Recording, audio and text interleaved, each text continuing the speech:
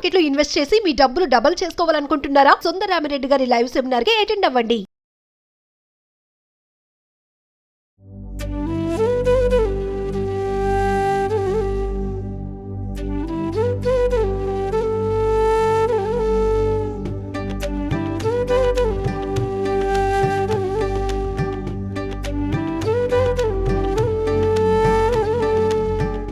ప్రస్తుతం మనతో పాటు ప్రముఖ ఆధ్యాత్మికవేత్త శ్రీనివాసులు అనంతరామ శర్మ గురువు గారు ఉన్నారు. వీరితో ఈరోజు కొన్ని విషయాల గురించి మనం చర్చిద్దాం. గురుగారు నమస్కారం. నమస్కారం అమ్మా, నరసింహార్పణం. ముందుగా మీకు విజయదశమి శుభాకాంక్షలు, నవరాత్రి శుభాకాంక్షలు గురుగారు. మీకు కూడా విజయదశమి అమ్మవారి సంపూర్ణ అనుగ్రహం కలగాలి అని చెప్పి అమ్మవారి తరఫున శుభాకాంక్షలు కూడా తెలుపుతుంది. గురుగారు, ఇప్పుడు మనకి ఈ విజయదశమి నాడు నవరాత్రులు స్టార్ట్ చేసుకుంటే అమావాస్య దగ్గర నుంచే మనకి 11 రోజులు వస్తుంది. ఈసారి ఎందుకు అలా వచ్చిందని అంటారు? మనకి అసలు నవరాత్రులు అంటే 9 రాత్రులు మాత్రమే. దశమి రోజు అమ్మవారి యొక్క ఉద్యార్పణ కార్యక్రమము, హోమము ఇవన్నీ కూడా చేసుకుంటాము. ఈసారి మనకు ప్రతిసారి తిథులు ఏమవుతాయి అంటే ఒకరోజే 2 తిథులు వచ్చి 2 అలంకరణలు చేయవలసి వస్తుంది. ఈసారి అలా కాకుండా పూర్ణ తిథులు ఉన్నాయి. పోయినసారి మనకి పొద్దున ఒకటి, మధ్యాహ్నం సాయంత్రం అలా కొంచెం 2 తిథులు వచ్చేసినాయి. అంటే ఒకరోజే 2 అలంకరణలు చేస్తున్నాం. ఈసారి అలా లేదు, పూర్ణంగా ఆ తిథి ఆ రోజు మొత్తంగా ఉంది. అందువల్ల మనకు వచ్చేసి 9 రాత్రులు కూడా తొందరగా అయిపోయినాయి. అలంకరణలు తక్కువ ఉన్నాయి. ఒకే రోజు 2 అలంకరణలతో చేయటం వల్ల కరెక్ట్ 9 అవుతున్నాయి. ఈసారి తిథి పూర్తిగా వచ్చేసరికి పూర్ణంగా ఆ రోజు ఒకటే అలంకరణ, ఒకటే అవతారము, ఒకే రకమైన పూజ ఉదయం సాయంత్రం జరుగుతూ ఉండేది. దానివల్ల మనకి ఈసారి తిథులు కొంచెం అలా ఉండటం వల్ల అమ్మవారు ఒక రోజు అలంకరణ మొత్తం అదే పూజ ఆ రోజు మొత్తం కూడా అమ్మవారు స్వీకరించి చేయటం జరుగుతుంది. అందువల్ల ఈసారి రాజరాజేశ్వరి అవతారం వచ్చేసి చివరిగా వచ్చేసింది. మనకి కేవలం తిథుల వల్లనే ఆ విధంగా ఉంది. అంటే కొంతమంది అష్టమి వస్తుంది, నవమి వస్తుంది, దానివల్ల పొడిగించారు, అవి కూడా అమ్మవారికి పూజ చేస్తున్నారు అని అంటున్నారు కదా, అది ఎంతవరకు అంటారు? అష్టమి నవమి అనేది అమ్మవారి యొక్క పూజల్లో భాగమే కదా. దుర్గాష్టమి మంచిది, దుర్గాష్టమి చేస్తున్నాం కదా. బట్టి ఆ తిథుల వల్ల పొడిగించడం అనేది లేదు. ప్రతి సంవత్సరం దుర్గాష్టమి అనేది వస్తుంది కదా. ఇప్పుడు ఈ సంవత్సరం వచ్చి పూజ పొడిగించడం అనేది లేదు కదా. ప్రతి సంవత్సరం దుర్గాష్టమి, నవమి తిథి అన్ని తిథులు వస్తాయి కదా. పాడ్యమి నుంచి మొదలుకుంటే ఏకాదశి వరకు అన్ని తిథులు వస్తున్నాయి కదా. కాబట్టి ఈసారి కూడా అలా వచ్చింది. కాబట్టి దానివల్ల ప్రత్యేకమైన పూజ అంటూ ఏం లేదు. 11వ రోజు మనం విజయదశమి చేసుకుంటాం. ఈ రోజున మనకి ఎలా చేసుకోవాలి? అసలు పూజా విధానం ఏంటి, ప్రత్యేకత ఏంటి, అసలు అమ్మవారి అనుగ్రహం కోసం ఏమేమి పూజలు చేయొచ్చు అంట? ఇక్కడ వచ్చేసి అసలు నవరాత్రులు అంటే మనకి 4 రకాల నవరాత్రులు ఉన్నాయి. ఒక నవరాత్రి వచ్చేసి ఉగాది నుంచి వస్తుంది, వసంత నవరాత్రులు అంటారు. ఆషాఢ మాసంలో వచ్చేసి వారాహి నవరాత్రులు. ఇప్పుడు మనం చేసుకునేది శరన్నవరాత్రులు, తర్వాత శారదా నవరాత్రులు. ఇలా 4 రకాల నవరాత్రులు ఉన్నాయి. మనకి ఎంతసేపు ఈ మిగతా 3 నవరాత్రులు గుప్త నవరాత్రులుగా చెప్పబడ్డాయి, అంటే గోప్యంగా ఉన్నాయి ఇప్పటివరకు. మొన్న ఈ మధ్యకాలంలోనే ఈ వారాహి నవరాత్రులు కాస్త వెలుగులోకి వచ్చింది, రహస్యంలోకి వచ్చింది. అనాదిగా మనం ఈ దుర్గా నవరాత్రులు మనం అనాదిగా చేసుకుంటూ ఉన్నవే కదా. ఇలా ఉన్నది. అయితే ఇక్కడ అన్ని రకాల నవరాత్రులు, ఈ 4 రకాల నవరాత్రులు కూడా అమ్మవారి అనుగ్రహం కోసంగా చేసేది. ఇకపోతే ప్రత్యేకంగా చెప్పబడ్డ ఈ దుర్గా నవరాత్రులు ఏంటయ్యా అంటే దుర్గతి ఇది దుర్గ అని చెప్పబడ్డాయి. అంటే దుర్గములు అంటే చెప్పలేనంత భయంకరమైనటువంటి కష్టములు, ఇబ్బందులు ఏదైనా చెప్పుకోవచ్చు. అవి తీసేసేది అమ్మవారు దుర్గాదేవి. దుర్గతి ఇది దుర్గ, దుర్గములు కష్టములను తీసివేసే అమ్మవారు దుర్గాదేవి. అందుకని ఈ దుర్గాదేవిని ప్రత్యేకంగా పూజిస్తాం. అంతేకాకుండా ఈ దుర్గాదేవిని పూజిస్తే మనము ఏకకాలంలో ఒకే కాలంలో 3 అమ్మవార్లను పూజించిన ఫలితం కూడా వస్తుంది. మహాకాళి, మహాలక్ష్మి, మహాసరస్వత్యాత్మిక దుర్గా పరదేవత అని మంత్రంలో చెప్పబడుతూ ఉంది. మహాకాళి, కాళి అంటే పార్వతీదేవి. మహాలక్ష్మి అందరికి తెలిసింది అమ్మవారు, లక్ష్మీదేవి. మహాకాళి, మహాలక్ష్మి, మహాసరస్వతి, సరస్వతి అమ్మవారు. మహా అంటే గొప్పదైనటువంటి వారు అని చెప్పడం. మహా నారసింహస్వామి ఇలా మహా అని ఎందుకు తగిలిస్తుంటే అత్యంత గొప్పవారు అని చెప్పడం. మహాదుర్గా, మహాకాళి, ఇలా మహా అంటే గొప్పవారు అని చెప్పటం అనమాట. వారు మహానుభావులు రా, చాలా గొప్పవారు రా వారు సంబోధిస్తాం కదా. అలానే అమ్మవార్లని స్వామివార్లను కూడా చెప్తున్నారు మహాదుర్గా ఇలా చెప్తూ ఉంటాం. అయితే ఇక్కడ పార్వతీదేవి మహాకాళి, కాళి అని చెప్పబడుతుంది, అంటే నలుపు. కాళి అన్న పదానికి సరైన నిర్వచనం నలుపు.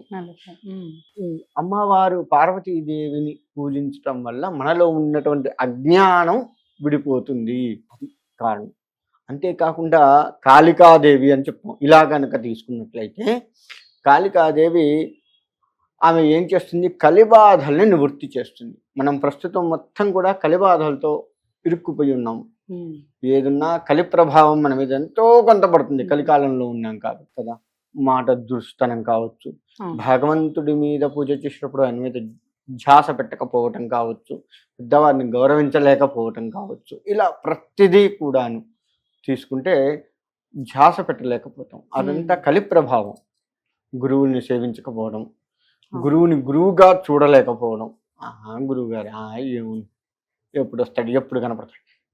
ఒకసారి మొదటిసారి గురువు గారు వస్తే ఎంత పవిత్ర భావనతో మనం చూడగలుగుతామో, ఎన్నిసార్లు చూసినా, 1,00,000 సార్లు మన గురువు ఎదురైనా, 1,000,000 సార్లు గురువు ఎదురైనా అదే పవిత్ర భావంతో చూడగలగాలి.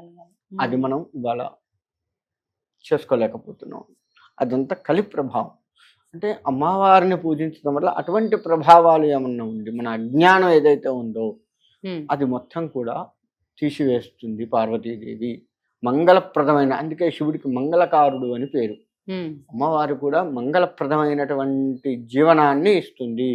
అందుకే మనం వివాహాల్లో కనుక లెక్క వేసుకుంటే మంగళగౌరి పూజ చేస్తాం. మంగళగౌరి అంటే ఎవరు, మళ్ళీ పార్వతే. పెళ్లి కూతురు మంగళగౌరి పూజ చేసి పీటల మీద కూర్చుంటుంది. అంటే నేను కొత్తగా అడుగు పెడుతున్నాను దాంపత్యంలోకి, నా యొక్క జీవితం మంగళప్రదంగా ఉంచు తల్లి, సస్యశ్యామలంగా ఉంచు, ఎక్కడ ఏ ఇబ్బందులు ఏ ఒడిదుడుకులు లేకుండా చూడు అని అమ్మవారిని వేడుకున్న తర్వాతే, గణపతిని విఘ్నాలు లేకుండా గణపతిని వేడుకొని తర్వాత అమ్మవారిని వేడుకొని మనం పెళ్లిపీటల మీద కూర్చోబెడతారు అమ్మాయిని. అంటే ఇక్కడ చూడండి, అమ్మవారు రావటం కూడా మహాకాళి, మంగళప్రదంగా ఉండాలి. మహాకాళి, మహాలక్ష్మి, తర్వాత లక్ష్మీదేవి వచ్చింది, సరస్వతి కూడా చివరికి వచ్చింది. మహాకాళి అంటే మంగళప్రదంగా ఉంచు జీవితము, నా పూజ మొత్తం మంగళప్రదంగా జరిగేటట్లుగా చూడు తల్లి.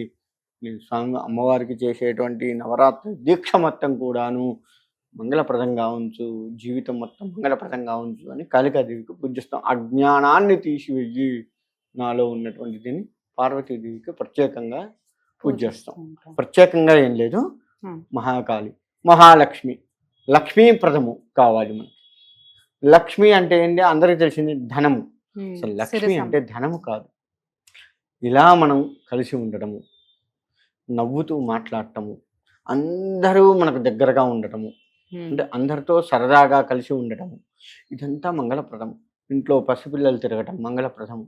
అందరితో కలిసి, అంటే ఇక్కడ అత్తామామలతో కలిసి ఉండటము, అన్నదమ్ములతో కలిసి ఉండడము, స్నేహితులతో కలిసి ఉండడము, ప్రతిదీ కూడా లక్ష్మీప్రదంగా చెప్పబడుతుంది. అంటే ఆనందంగా ఉండడం లక్ష్మీప్రదం. ఒక రకంగా చెప్పండి, అందరం కలిసిమెలిసి ఆనందంగా ఉండడం లక్ష్మీప్రదం కదా. ఇప్పుడు మనకి ఇక్కడ లక్ష్మీప్రదం ఏంటి, అమ్మవారి గురించి మాట్లాడుకోవడం మన లక్ష్మీప్రదం. సుమన్ టీవీ లక్ష్మీప్రదం ఏంటి, ఈ అమ్మవారి యొక్క గొప్పతనం అనేక రకాల గురువుల నుంచి సేకరించుకొని భక్తులకు, ప్రజలందరికీ కూడా తెలియబరుస్తూ వారి జీవితాలు మంగళప్రదంగా చేయడం సుమన్ టీవీ వాళ్ళే మంగళప్రదంగా చెప్పబడుతుంది వాళ్ళకి. అంటే ఇదంతా కూడా మంగళప్రదం అన్నమాట. ప్రతి కార్యము మంగళప్రదం. ఇది ఆనందంగా చేసి ధర్మంగా నడిపించే ప్రతి కార్యము కూడా. వాళ్ళ మన అమ్మవారి గురించి మాట్లాడుతున్నాం, ధర్మం, దేవుడి గురించి మాట్లాడుకోవడం, వినటం, దేవుడి కీర్తనలు చేయడం, ఇదంతా ధర్మం మనది. అలానే సుమన్ టీవీ వాళ్ళు అందరికీ ప్రచారం చేస్తున్నారు. పెద్ద పెద్ద గురువులు, నాలాంటి చిన్నవాళ్ళ దగ్గర నుంచి అత్యంత పెద్దవాళ్ళ వరకు అందరినీ సేకరించుకొని ప్రతి విషయం, తెలిసిన విషయాలు, తెలియని విషయాలు, తెలిసినవి కొత్తదనంగా చెప్పే విషయాలు, ఇలా అన్నీ కూడాను ధర్మంగా వాళ్ళు ప్రజలకి తెలియబరుస్తూ ఉన్నారు. అది వారి ధర్మం. ఇలా ప్రతిదీ ధర్మప్రదంగా నడవాలి అనేది లక్ష్మీప్రదంగా చెప్పబడ్డది. ధర్మమైనటువంటి నడవడిక మొత్తం కూడా లక్ష్మీప్రదంగా చెప్పబడ్డది. ఇది లక్ష్మి ఇచ్చేది. ఎంతసేపు మనం డబ్బులే చూస్తాం, కానీ అసలు లక్ష్మీప్రదం అంటే ఇది. ఇక్కడ కూడా కొట్టుకొని తిట్టుకొని ఉండకుండా అత్యంత జాగ్రత్తమైనటువంటి సంభాషణలు మాట్లాడుతూ ఇంట్లో అసభ్యకరమైనటువంటి మాటలు, ఇంట్లో కూడా అమంగళప్రదమైనటువంటి మాటలు మాట్లాడకుండా ఉండటం మొత్తం కూడా లక్ష్మీప్రదంగా చెప్పబడుతూ ఉంది. ఇది లక్ష్మి. ఇక సరస్వతి చదువుల తల్లి అని చెప్తాం. చదువులు కరెక్ట్, చదివిన చదువు ఇవాళ మన ప్రతి చదువు కూడా ఏమవుతుంది, ఉద్యోగాలు సంపాదించుకోవటం, దాని మించి కాస్త ధనం సంపాదించి సుఖంగా బతకటం, లగ్జరీగా బతకటమే ఇవాళ మనం చదువుగా చెప్పబడుతుంది. సరస్వతి జ్ఞానస్వరూపిణి, జ్ఞాన సరస్వతి అని చెప్తాం కదా.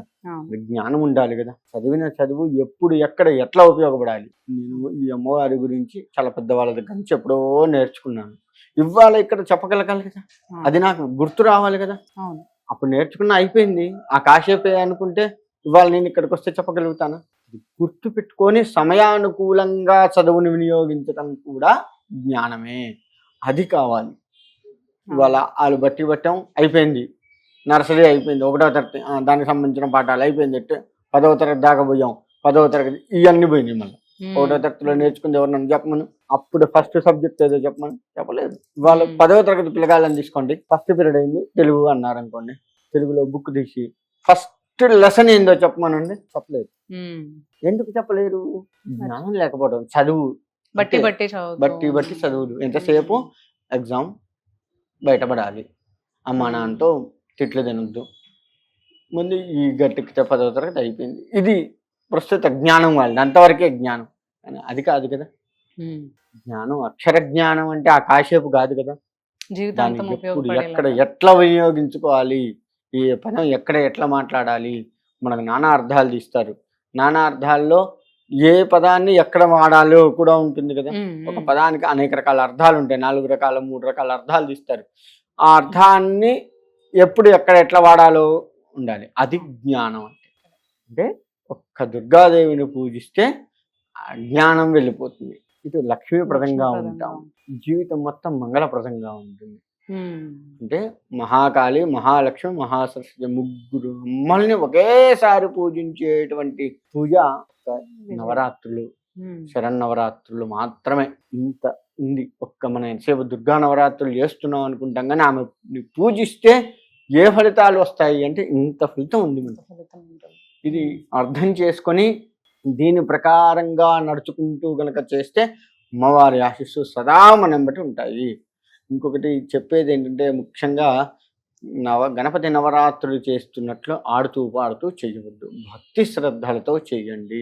త్రికరణ శుద్ధిగా మనస వాచ కర్మణ అమ్మవారి మీద పెట్టి మనస్సు చెయ్యండి, తప్పకుండా మంచి ఫలితం వస్తుంది. భగవంతుడి దగ్గర ఆటలాడొద్దు. ఏ భగవంతుడైనా కానీ మన వినాయక నవరాత్రుల్లో చేస్తున్నట్లుగా చేయవద్దు. భక్తి శ్రద్ధలు ప్రధానం. అవి ఉంటేనే ఆ పూజ ఆ భగవంతుడు స్వీకరిస్తాడు. లేకపోతే ఏదో విగ్రహం పెట్టావు, 10 మందిని తీసుకున్నావు, అట్టహాసం చేసావు, అయిపోయింది, పేరు వచ్చింది, అంతవరకే స్వీకరిస్తాడు భగవంతుడు. ఇంత కథ ఉందన్నమాట అమ్మవారు చెయ్యాలి అంటే. ధన్యవాదాలు. మంచిదమ్మా.